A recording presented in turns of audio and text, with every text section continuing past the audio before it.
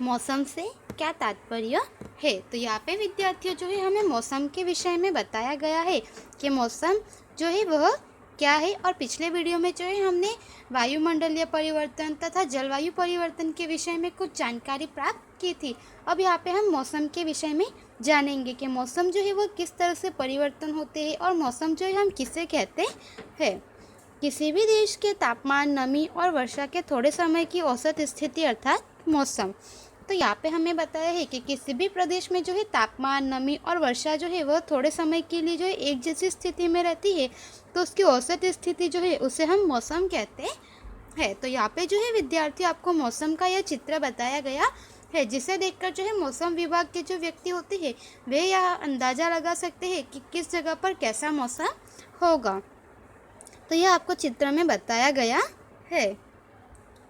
मानचित्र को देखिए, विचारें और समझकर नोटबुक में लिखिए इस स्थान पर कैसा मौसम होगा। तो यहाँ पे आपको जो है यह मानचित्र बताया गया है, इसमें बताया गया है और उसको आपको ढूंढकर लिखना है कि किस जगह पर कैसा मौसम होगा। तो अब इसके बारे में हम आगे इसके विषय में जानकारी प्राप्त करेंगे। हमारी पृथ्वी सूर्य का चक्कर लगाती है।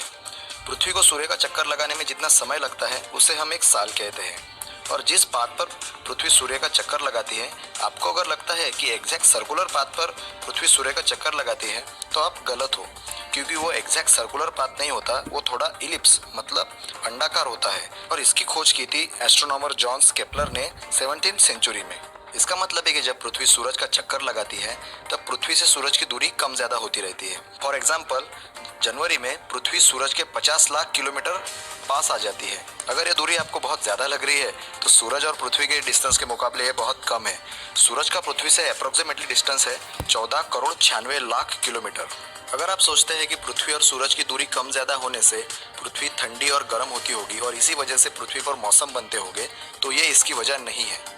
उससे पहले अगर आप ये सोचते हैं कि पृथ्वी पर एक बार में एक ही सीजन मतलब एक ही मौसम होता है, तो ऐसा नहीं होता। पृथ्वी पर एक ही समय में सर्दियाँ और गर्मियाँ शुरू रहती है। मतलब पृथ्वी का उत्तरी गोलार्ध और दक्षिणी गोलार्ध है। तो जब उत्तरी गोलार्ध में ठंडी का मौसम होता है तब उसी वक्त दक्षिणी गोलार्ध में गर्मी का मौसम होता है।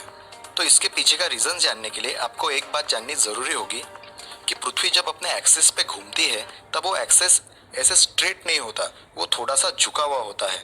मतलब वो एक्सेस 23.5 एंगल पे टिल्ट होता है। और यही मेन रीजन है कि हमारी पृथ्वी पर मौसम फॉर्म होते हैं, मतलब मौसम तैयार होते हैं। तो अब हमें ये पता है कि पृथ्वी स्ट्रेट नहीं घूमती, वो थोड़ी सी टिल्ट होती है और इसी पोजीशन में वो सूरज का भी चक्कर लगाती है। अब आपने देखा होगा कि गर्मी के दिनों में सूरज ज्यादा देर तक आसमान में रहता है, मतलब रात के मुकाबले दिन बहुत ज्यादा बड़ा होता है। और सीधी सी बात है, सूरज जितनी ज्यादा देर तक आसमान में रहेगा उतना ही पृथ्वी के सरफेस का टेम्परेचर बढ़ेगा। अब ठंड के दिनों में ठीक इसके उल्टा होता है, दिन के मुकाबले रात ज्यादा बड़ी होती है, मतलब सूरज ज्यादा देर तक आसमान में नहीं रहता। इसकी वजह से सरफेस का टेम्परेचर कम हो जाता है और हम उसे सर्दियों का मौसम कहते हैं। जैसे पृथ्वी जब सूर्य का चक्कर लगाती है तब वो थोड़ी सी टिल्ट होती है, मतलब झुकी हुई होती है। इसी वजह से पृथ्वी का उत्तरी गोलार्ध मार्च से सितंबर के बीच में सूरज की तरफ ज्यादा झुका हुआ होता है। इससे होता यह है कि उत्तरी गोलार्ध पर सनलाइट ज्यादा पहुंचती है और वहां पर गर्मी का मौसम होता है। ठीक तभी दक्षिणी गोलार्ध सूर्य की दूसरी तरफ झुका हुआ होता है और वहाँ सरफेस पर सनलाइट उतनी नहीं पहुंचती और वहाँ ठंड का मौसम होता है। और इसी वजह से हम 21 जून को समर सोल्स्टिस भी कहते हैं।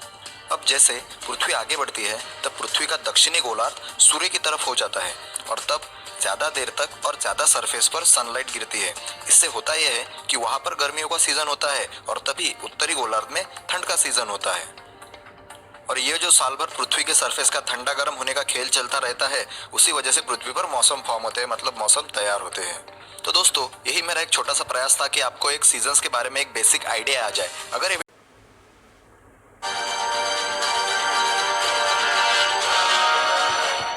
मौसम विभाग हर मौसम में लोगों को सचेत करने के लिए चुनिंदा रंगों का अलर्ट जारी करता है, जैसे ग्रीन, येलो, ऑरेंज और रेड अलर्ट।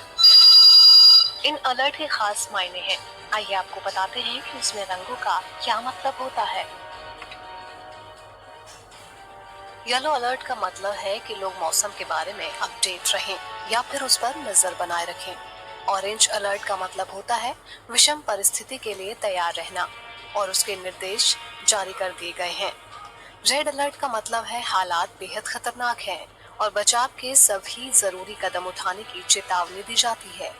मौसम विभाग के अनुसार सामान्य अधिकतम तापमान से 4 डिग्री अधिक तापमान दर्ज किए जाने व अधिकतम तापमान 45 डिग्री होने पर रेड अलर्ट जारी किया जाता है, जिसे स्वास्थ्य के लिए खतरनाक माना जाता है। वहीं ग्रीन यानी हरी पट्टी का अर्थ होता है कि सब कुछ सामान्य है। News desk.